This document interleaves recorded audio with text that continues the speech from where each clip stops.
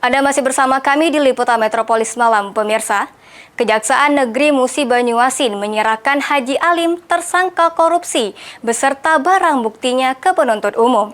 Dengan penyerahan ini menandai dimulainya proses hukum menuju persidangan di Pengadilan Tipikor Palembang.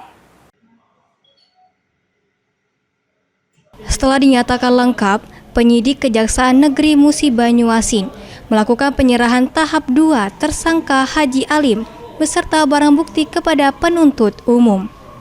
Penyerahan tersangka dan barang bukti ini merupakan bagian dari upaya memberikan kepastian hukum serta menjamin penegakan hukum berjalan sesuai prosedur.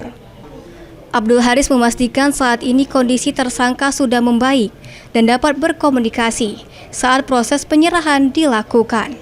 Selanjutnya, setelah berkas perkara dilimpahkan ke penuntut, dalam waktu dekat penuntut akan limpahkan berkas Haji Alim ke Pengadilan Negeri Tipikor Palembang untuk menjalani proses persidangan.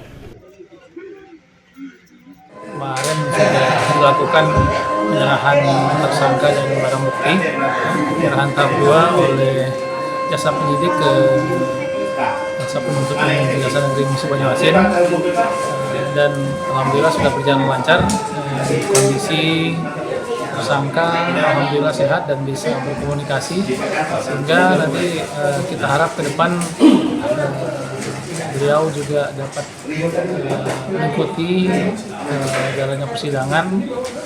Kami juga jaksa penyidik segera menyiapkan berkas sesegera mungkin untuk bisa dilimpah ke pengadilan.